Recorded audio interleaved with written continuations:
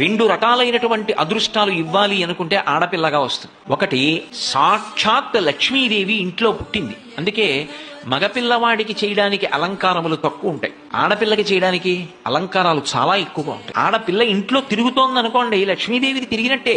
ఒకటి, ఆ పిల్ల పుట్టిన వేళ, ఆ పిల్ల తిరిగిన వేళ సాక్షాత్ లక్ష్మీదేవి ఇంటికి వచ్చిందని గుర్తు. రెండు, ఆడపిల్ల పుట్టింది అంటే ఆ పిల్లని ఎక్కడికి చేరుస్తున్నారు? ఎవరో ఓ పేరున్న వాడికి కాదు ఇస్తున్నది, సాక్షాత్ నారాయణ స్వరూపాయ వరాయ. ఆ వరుడు నారాయణ స్వరూపుడు. ఇప్పుడు లక్ష్మిని నారాయణుడి పక్కకి చేర్చారు. ఆ చేర్చిన కారణం చేత ఏమైంది? 10 తరాలు తర్వాత వచ్చేవి, 10 తరాలు నా ముందున్నవి, నేను ఒక తరం, 21 తరాలు ఉద్ధరింపబడ్డారు, ఉన్నత లోకాలకి వెళ్ళారు. ఏది మగపిల్లవాడి విషయంలో చూపించండి అలా ప్రమాణం. అలా చేయగలడా? సాధ్యం కాదు. అమ్మవారు అనుగ్రహిస్తే ఆ తల్లి వీళ్ళని నేను విశేషమైనటువంటి ఫలితము చేత సత్కరించాలనుకుంటున్నాను అనుకుంటే ఆడపిల్లగా వస్తుంది.